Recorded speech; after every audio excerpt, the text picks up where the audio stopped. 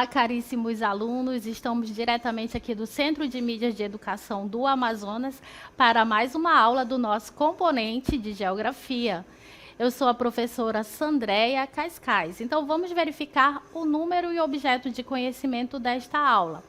Esta é a aula de número 42, que tem como objeto de conhecimento biodiversidade brasileira. No detalhamento, nós estaremos estudando sobre as hidrelétricas da Amazônia, impactos e riscos ambientais. A hidrelétrica de Balbina, no estado do Amazonas. A partir de agora, fiquem ligados nesta aula.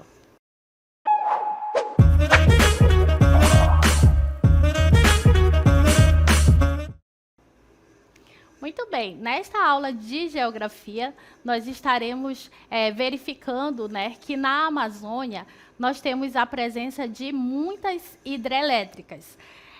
Mas a grande preocupação em relação à instalação de usinas hidrelétricas da Amazônia, ela está relacionada à questão dos impactos ambientais e, consequentemente, dos impactos sociais que essas usinas hidrelétricas, elas acabam ali oferecendo, certo? Elas acabam ali gerando esses inúmeros impactos.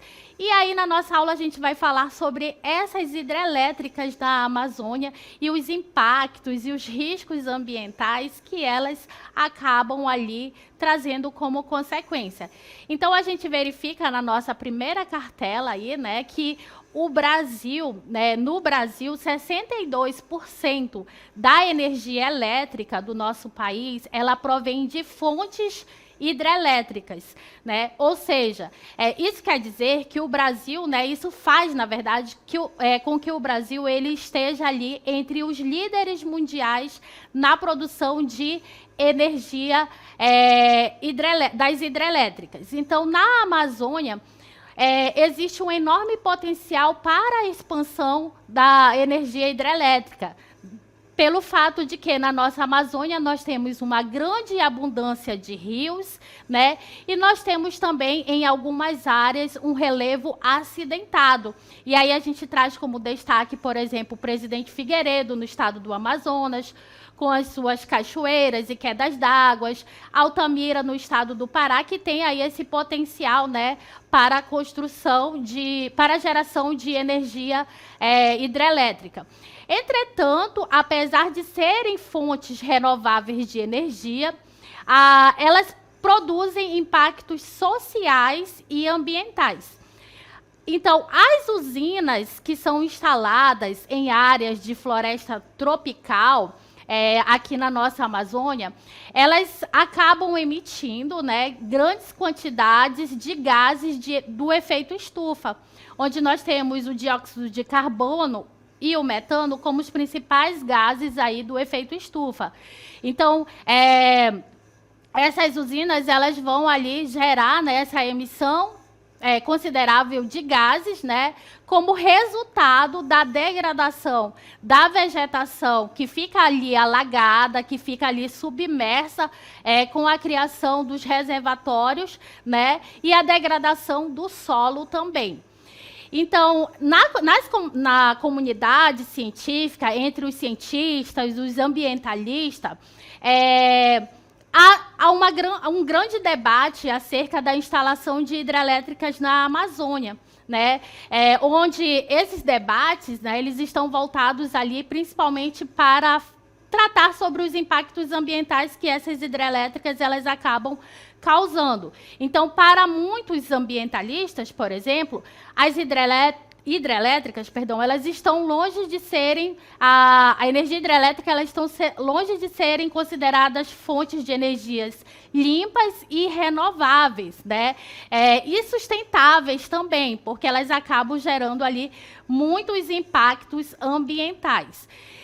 Nesse próximo infográfico, a gente verifica a capacidade instalada de geração de energia elétrica de acordo com os dados do Ministério do de Minas e Energia e da Empresa de Pesquisa Energética, e são dados de 2020, que eles mostram, a gente vai ver aí, a partir dessas informações, né, a contribuição das fontes energéticas no nosso país, né?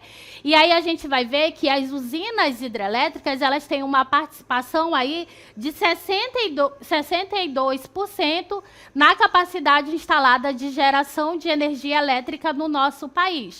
Depois nós temos as usinas termoelétricas, as usinas eólicas, as fontes de energias da biomassa, a energia solar e das usinas nucleares e também de outras fontes de energia.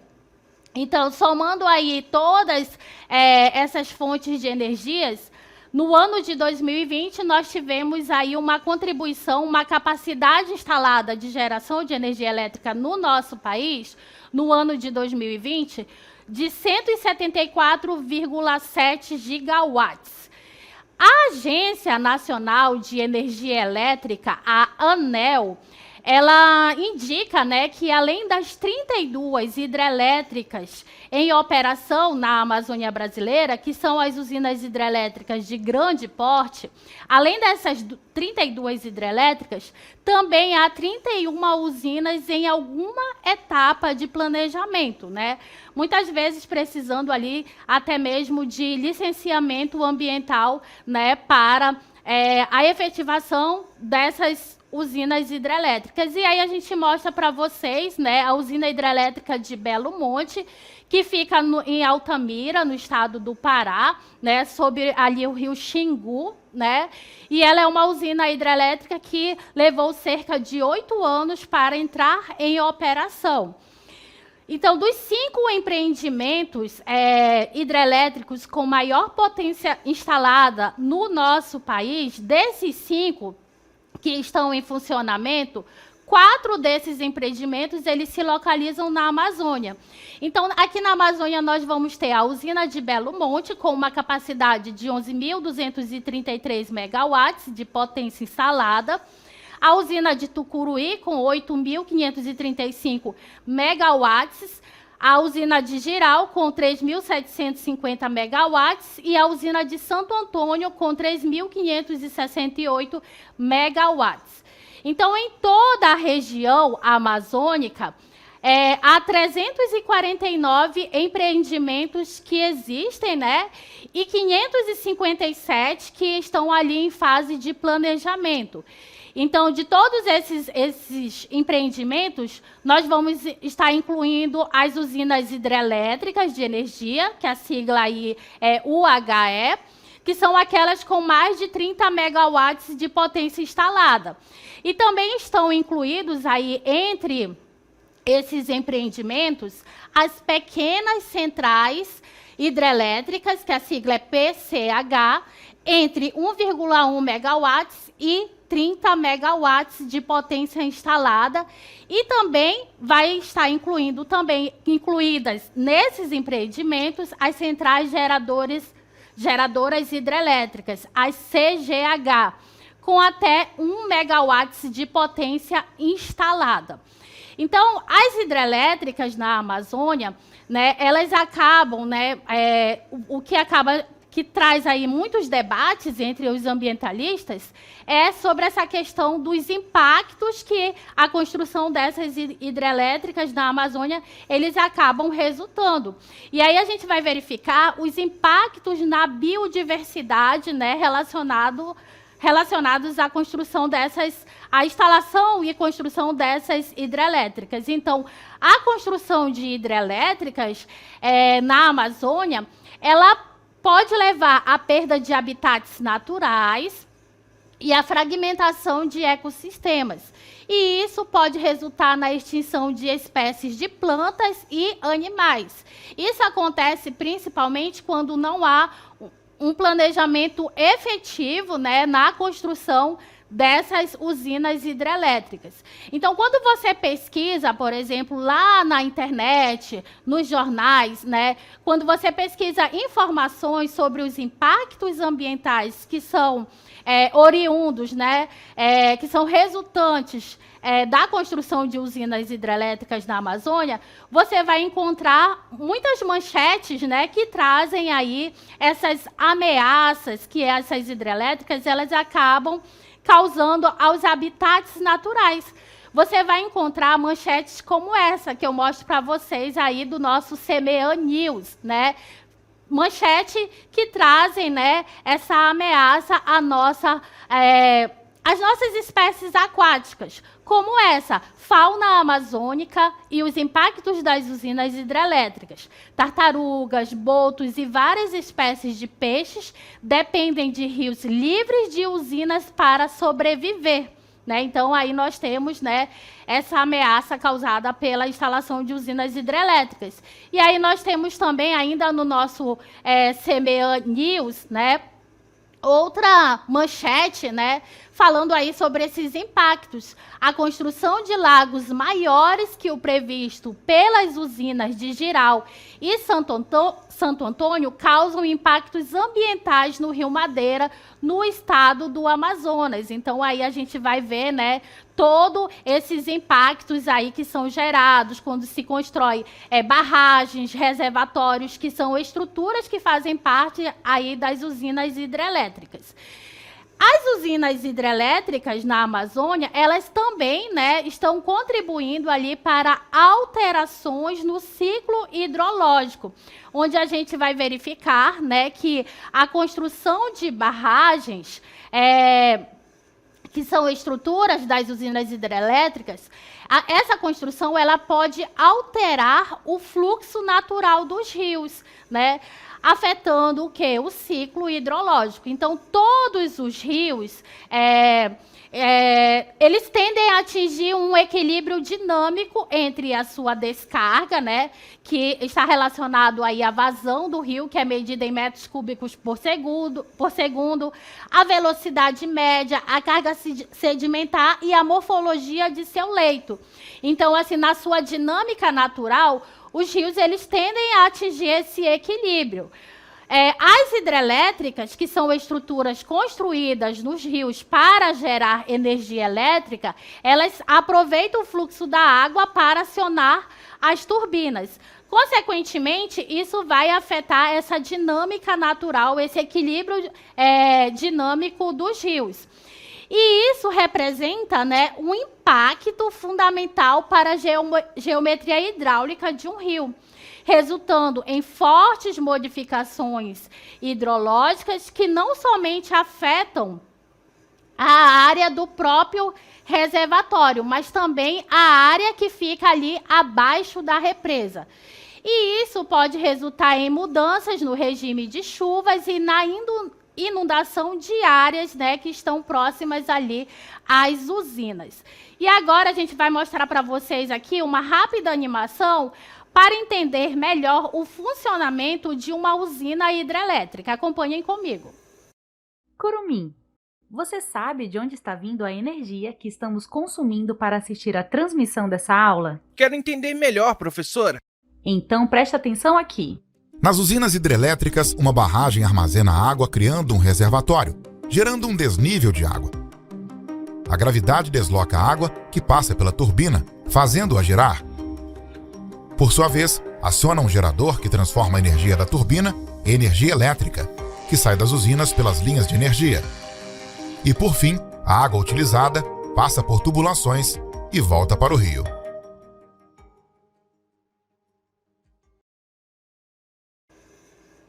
Então, toda essa estrutura ali que constitui as usinas hidrelétricas, elas demandam, né, investimentos altíssimos aí para a construção de toda essa estrutura que constitui as usinas hidrelétricas. E aí a gente vai verificar que as hidrelétricas, elas também contribuem, né, para a emissão de gases do efeito estufa, onde a construção de hidrelétricas na Amazônia, ela pode ter assim impactos significativos, né, contribuir de maneira bastante elevada na emissão de gases do efeito estufa, principalmente do dióxido de carbono e do metano. embora as hidrelétricas, de forma geral, elas sejam consideradas uma fonte de energia limpa e renovável, quando se inunda grandes áreas de florestas para criar os reservatórios, né, a floresta, né, que fica ali inundada, ela vai entrar em um estado de decomposição, né? Então, essa matéria orgânica submersa, ela vai entrar em um estado de decomposição. E isso vai liberar o quê? Os gases de efeito estufa, como o metano e o dióxido de carbono, que estavam ali anteriormente armazenados naquela vegetação e no solo da floresta que ficou ali inundado. Além disso, né, além dessa contribuição, dessa emissão de gases, o desmatamento associado à construção de infraestrutura de acesso às hidrelétricas, ele também contribui para emissões de gases de efeito estufa. E isso, né, vai contribuir para o aquecimento global, né, e para as mudanças climáticas, certo? Então, aí a gente verifica aí todos esses impactos, né, gerados pelas usinas hidrelétricas. Além desses impactos ambientais, as usinas hidrelétricas, muitas vezes, elas acabam causando, principalmente quando elas são mal planejadas, elas acabam causando também, né, impactos socioeconômicos, né? Então, a gente vai verificar que a construção de hidrelétricas pode causar, né, o deslocamento forçado de comunidades locais, né, fazendo com que as pessoas que residiam antes da construção dessas hidrelétricas, forçando essas pessoas a saírem desses locais, né, onde elas acabam perdendo suas terras, os recursos, e isso também, consequentemente, vai interferir no modo de vida tradicional dessas populações que residiam ali naqueles lugares onde foram instalados as usinas hidrelétricas. E isso, né, pode levar a conflitos sociais e econômicos, como acontece, por exemplo, na usina de Jirau e outras usinas, a usina hidrelétrica de Balbina, né, algumas outras usinas que nós temos aqui na Amazônia. Sobre as novas hidrelétricas na Amazônia, a gente vai verificar que, em janeiro de 2022, o governo federal ele voltou a estudar a viabilidade de construção de 3 grandes usinas hidrelétricas na bacia do rio Tapajós, né? Então, são as usinas de Jamanchim, com 881 megawatts, Cachoeira do Cauí, com 802 megawatts, e a Cachoeira dos Patos, com 528 megawatts. Há 57 pontos da nossa região amazônica que foram avaliados como áreas, né, altamente promissoras, com potencial energético, né, com quedas d'água, cachoeiras, né, que tem esse potencial aí para gerar a energia hidrelétrica e que podem abrigar, né, essas novas hidrelétricas no nosso país futuramente. Então, são projetos que existem, né, e que podem ou não vir a se concretizar. Isso depende muito dos estudos de viabilidade, né, de interesses de investidores e também de vontade política, né, para a construção dessas usinas. O número de usinas hidrelétricas previstas na Amazônia, ele tem diminuído constantemente nos últimos anos. Isso se deve à incerteza sobre as atuais políticas de licenciamento que restringem impactos sobre o meio ambiente e os povos indígenas. Então, no Brasil, nós temos aí uma transição energética que o nosso país está passando, né, onde as hidrelétricas estão ali perdendo espaço, né, para projetos de geração de energia eólica e solar, que são consideradas fontes de energia menos prejudiciais ao meio ambiente. E aí a gente verifica, utilizando agora este recurso, as mudanças que ocorreram com a instalação da usina hidrelétrica de Balbina, no município de Presidente Figueiredo, no estado do Amazonas. A usina hidrelétrica de Balbina, ela está localizada no nosso estado, ela foi construída sobre o rio Atumã, que é um afluente da margem direita do Rio Negro. A usina ela foi inaugurada em 1989 e é uma das maiores do Brasil em termos de área alagada. E aí nós tivemos a criação do Lago de Balbina. Apesar de sua capacidade de geração de energia, que é 250 megawatts, a hidrelétrica de Balbina ela é frequentemente criticada em virtude de todos os impactos ambientais que ela causou, né, com a instalação da usina. Ela possui 5 unidades geradoras de energia e é responsável pela produção de 50 megawatts de potência.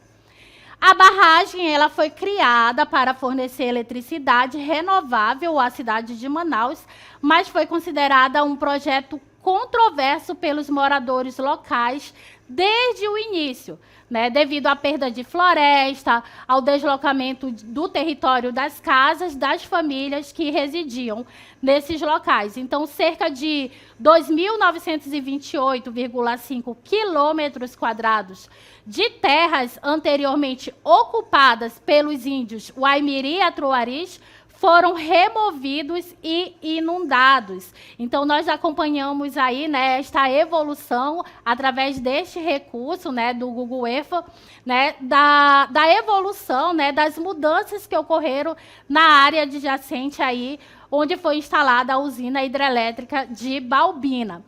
E aí a gente verifica os impactos também, continua destacando aí os impactos da formação do reservatório de Balbina. A construção da barragem de Balbina, ela resultou na formação de um grande, né, reservatório artificial, e isso levou ao alagamento de uma área significativa de floresta. E essa floresta ela ficou ali em estado de decomposição, né? Nós tivemos aí nessa área alagada, provocando a decomposição da matéria orgânica, impactando o sistema local. Então, esse processo, ele libera, né, grandes quantidades de metano, que é um gás de efeito estufa, contribuindo para o aquecimento global. Então, a construção da hidrelétrica de Balbina e a formação do reservatório alteraram o habitat de várias espécies aquáticas, né? O que aconteceu? Muitos peixes e outros organismos aquáticos eles foram prejudicados pela mudança nas condições do ambiente ali, né, em torno da usina hidrelétrica de Balbina. E aí a gente vai acompanhar a professora Cristiane Marques, trazendo aí uma explicação sobre os gases do efeito estufa e a usina hidrelétrica de Balbina. Vamos acompanhar a professora Cristiane. Oi, turma, tudo bem? Eu sou a professora Cristiane Marques, sou professora de Química daqui do Centro de Mídias e vou falar um pouquinho para vocês sobre alguns gases de efeito estufa e sobre a hidrelétrica de Balbina, tá certo? Vamos começar com os gases do efeito estufa. São 3 gases, basicamente, que é o dióxido de carbono, chamado de o CO2, dióxido de carbono. Temos o metano, que é o CH4, e temos o óxido nitroso. Esses gases, eles perduram na natureza por um bom intervalo de tempo. Por exemplo, o dióxido de carbono, ele dura na natureza por cerca de 1000 anos. O metano, ele dura na natureza por cerca de 1 década. Já o óxido nitroso, ele dura na natureza por cerca de 120 anos. Então, quanto mais a gente produz esses gases, mais eles vão ficar unidos na natureza, causando ali o efeito estufa. Vai fazer muito mal para a natureza, consequentemente para a gente. E a usina hidrelétrica de Balbina, ela é uma usina considerada, a hidrelétrica ela é considerada uma energia limpa, mas na verdade não é bem isso que acontece. Por quê? Porque quando a usina hidrelétrica de Balbina ela foi feita, há mais de 20 anos atrás, ela inundou um lago e esse lago tinha muita floresta. Com isso, as plantas que ficaram no fundo do lago, elas são plantas mortas e elas produzem bactérias, que essas bactérias elas liberam muito metano e muito gás carbônico, ou seja, 2 gases do efeito estufa. Na verdade, eles liberam 10 vezes mais gases do efeito estufa do que uma própria termoelétrica à base de carvão, ou seja, ela não é uma energia limpa realmente como a gente pensa que é, por causa desse que nós consideramos desastre ambiental, por causa desse alagamento que aconteceu quando ocorreu a fundação da usina elétrica de Balbina. Então, ela produz gases. Então, o que acontece? Quando a turbina ela puxa a água do fundo do rio, ela mexe com aquela folhagem morta e faz com que os gases explodam e eles vão para a atmosfera. É como se a gente estivesse abrindo uma garrafa de refrigerante quente, já abriram? Quando você vai destampar a água quando você vai destampar o refrigerante que ele está quente, ele sai o gás com muita força, acontece a mesma coisa lá com a usina hidrelétrica. Então os gases, metano e gás carbônico, eles saem e vão para a atmosfera. Então a gente, na verdade, está poluindo aí 10 vezes mais do que uma termoelétrica. Então, na verdade, a usina hidrelétrica de Balbina não é uma energia tão limpa quanto a gente pensa que é, tá certo? Espero que vocês tenham compreendido. Muito obrigada.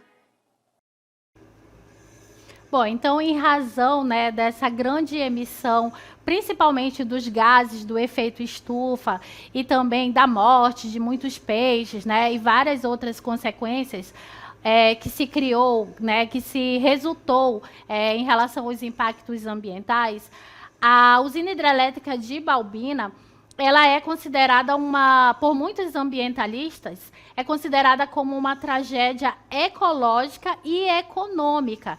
E aí a gente verifica, né, que toda essa inundação que foi provocada ali a partir da criação do reservatório da usina, afetou uma extensa área, né, de aproximadamente 3.000 quilômetros quadrados, né, onde nós tivemos aí o alagamento de floresta de igapó e de terra firme que ficou ali submersa, né?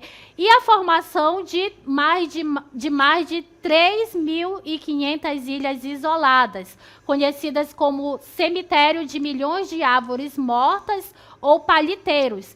E isso evidencia a destruição de vastas áreas de vegetação, o que acarreta na perda irreparável de biodiversidade e na fragmentação de habitats naturais. Então, essas ilhas isoladas, elas são predominantemente compostas por áreas de maior altitude, que antes eram os pontos mais elevados da paisagem. Então, Balbina é considerada mais eficiente em emissões de gases do efeito estufa do que na geração de energia hidrelétrica, certo? Então, o custo da energia produzida, ele é altíssimo, porque o rio Atumã, ele é um rio pequeno, não tem uma grande quantidade de água e a quantidade de energia, ela consome muito dinheiro, a quantidade que é utilizada para a geração de energia. Então, Balbina polui mais do que uma usina termoelétrica, gerando 10 vezes mais gases de efeito estufa por megawatts produzido do que uma termoelétrica que utiliza ali os combustíveis fósseis, né, e que também emitem gases do efeito estufa. A capacidade instalada é de 250 megawatts, porém, Balbina nunca gerou energia suficiente para atender Manaus, né, que era um dos objetivos, que atualmente consome 10 vezes mais energia do que essa usina hidrelétrica produz. Hoje gera menos de 10% da demanda necessária para a capital amazonense. Então, Balbina, considerada ali uma tragédia ecológica, ela destruiu uma área enorme de floresta, quando se represou ali as águas do rio Uatumã, inundando esse espaço onde a vegetação e muitas espécies de animais que viviam, que habitavam aquele meio ecológico ficaram ali comprometidas. Então, além disso, a decomposição da vegetação que ficou ali submersa, ela também produz o gás sulfídrico que causa um odor desagradável devido ao cheiro de ovo podre. Então, quando você passa ali naquela área, você sente esse odor, né, bastante desagradável por conta dessa vegetação em estado de decomposição. Esse gás também contribui para a formação de chuva ácida quando combinado com outros poluentes na atmosfera. Além de ser uma tragédia ecológica, como é considerada pelos ambientalistas, Balbina também é considerada uma tragédia social, porque acabou prejudicando os habitantes da região ao inundar terras de caça e moradia dos índios. A inundação de uma parte da área da tribo Waimiri-Atrouari é um dos custos não monetários mais drásticos ali gerados pela barragem. Então, 2 das 10 aldeias existentes foram inundadas, a aldeia de Taquari e de Tapupanã. Então, os peixes desapareceram no rio, no trecho abaixo da barragem, pois a decomposição dos vegetais afogados pela represa tornou a água ácida e poluída. E os habitantes das margens do rio, que usavam os peixes como fonte de alimentação, acabaram migrando, né, para outros lugares. Então, esta foi a nossa aula. Espero que vocês tenham compreendido. Até a próxima.